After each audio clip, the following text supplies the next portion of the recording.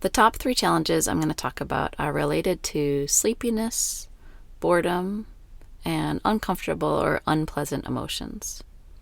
There are also lots of other challenges that come up, such as pain, doubt, a racing mind, weird or disturbing thoughts, and lots of other things.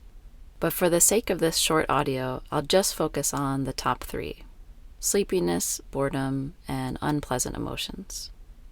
However, you can keep in mind that no matter what challenge you're working with, the main lesson is to allow every challenge the opportunity to teach you. Okay, so let's talk about sleepiness. So you set aside your 10 minutes, you sit down to meditate, and then before you know it, the timer goes off and you realize you were sleeping most of the time. Or you're meditating and every few seconds your head is nodding and you're spending the whole time fighting sleep. It's not so much fun. So what to do? The first thing is just annoyingly obvious, but I'll say it anyways. You might just be really tired and need to get some more sleep. I know sleep is challenging for many people, so if you can get some more rest, take a nap, or if possible, get another hour or 2 of sleep, that might help with sleepiness in meditation. But if you are already decently rested or can't get more sleep, there are other ways to work with sleepiness within meditation.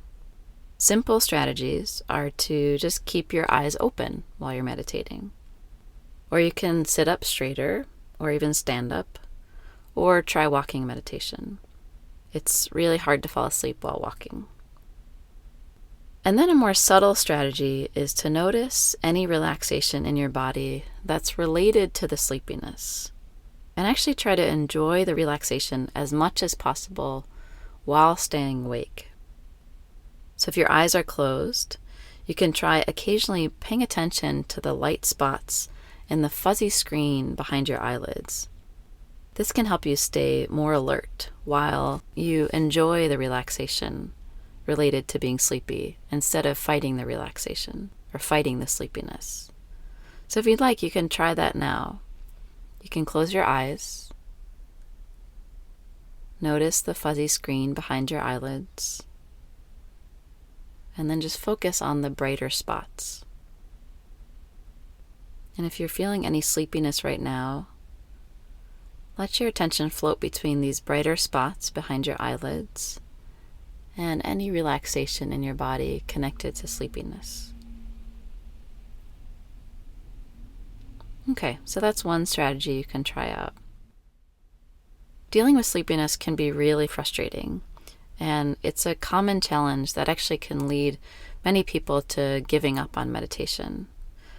But try not to let sleepiness dissuade you. It has something important to teach you. Just be patient and give it time to let the teaching unfold. How might it impact your life if you had a different relationship with sleepiness? Okay, now let's talk about boredom. I would say boredom is sleepiness's second cousin. The two can be related, but not always. So we'll talk about boredom on its own. Let's say you're practicing breath meditation. You've been doing the same meditation for several weeks, and it's starting to get kind of old. You kind of have a sense, all right, this is what it's like to pay attention to my breath. And maybe you start to wonder if this is all there is to it. Shouldn't something more spectacular be happening? Or am I doing something wrong? Or you notice your mind wandering a lot, planning, rehearsing, going over the same old things again and again. Or you might feel restless, kind of jittery, or start checking the timer.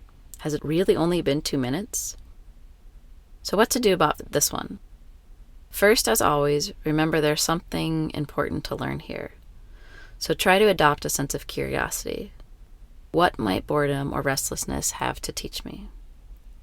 And then to approach working with and learning from boredom, there are many different options. I'll just mention a few, and there's not one that's better than the other. Just experiment and see what you feel most drawn to. Okay, so one option is to actually just switch it up a bit and do a different technique for a while. There are lots of techniques on this page that all work to cultivate mindful attention.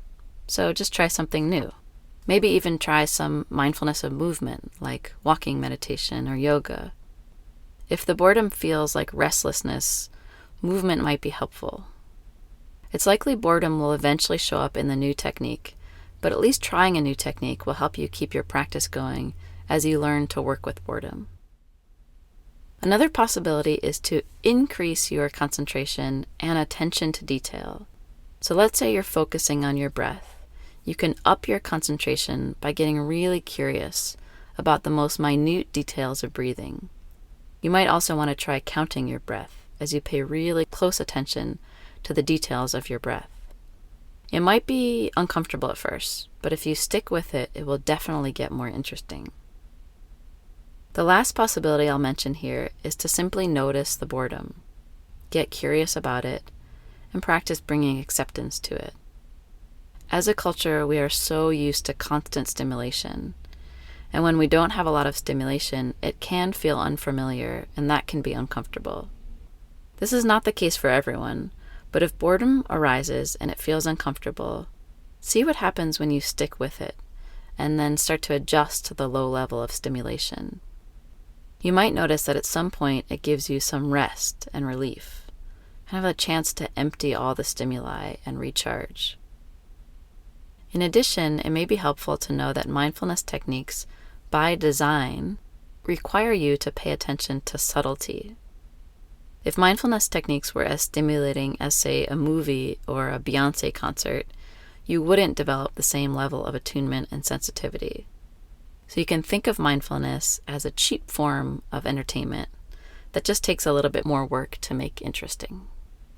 Okay, so last we'll talk about what to do when uncomfortable or unpleasant emotions come up, like sadness, anxiety, anger, rage, fear, despair, confusion, vague emotional experiences that you can't quite name but are definitely there, or any other emotion that feels uncomfortable. Even pleasant emotions like happiness, peace, and love can actually be experienced as unpleasant when there's the fear that they'll eventually go away. So first, just a reminder that it's absolutely normal to experience a full range of any emotions. This can be hard to remember if you come from a family in or live in a dominant culture that discourages expression of a full range of emotion. And if you're regularly looking at social media where everyone seems to be happy all the time, that can also lead to thinking that there's something wrong when we have a different emotion. Although sometimes emotions can be uncomfortable, it's important to remember that they are the glue that connects us to each other. And when we learn to approach emotions with compassion, warmth, care, acceptance, we get to experience life in a deeper, richer, more connected way.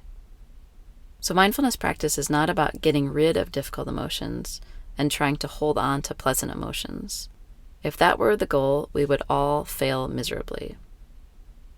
However, the reality is that it is challenging to unlearn the pattern of rejecting, repressing, or judging difficult emotions. So having strategies can be useful. Here are a few ways to work with emotions while practicing mindfulness. Strategy number 1. You can turn your attention away from an unpleasant emotion for a period of time. Make something else your object of focus, like sound or your breath, and just allow your emotions to be in the background. In other words, don't reject your emotions, but don't focus on them. In this way, even though you're not focusing on your emotions, you are learning to have equanimity with them. You aren't engaging in the analyzing, rejecting, or judgment. You're just letting the emotions be. Okay, strategy number 2. Bring your attention directly to your emotions. Breathe some space around them and into them and get curious. Curiosity is an amazing capacity that we have. And when we're truly curious, there's actually no room for judgment. You can try this one out in the emotions meditation on this page. As you get to know emotions with curiosity and acceptance, they start to become less scary, and you have greater access to their wisdom. Strategy number 3, do a compassion practice. On this page, you can try the loving kindness meditation, caring qualities, heart space, or compassion for feelings. All of these practices support you to cultivate the qualities of care, warmth, acceptance, kindness, and love. Challenging emotions want to be cared for, and when they receive care, they have less of a grip on us. We can know them more clearly, and then they can help us have more compassion for others who are gripped by similar emotions. Strategy number 4, widen your attention.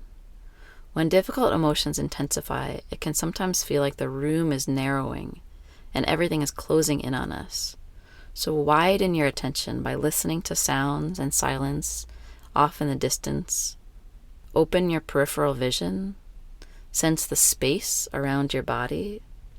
Let the difficult emotions be within this wide open space. Strategy number 5, take a walk, call a friend, connect to nature, do something you like to do, and whenever you're ready, come back to any of the strategies, number 1 through number 4.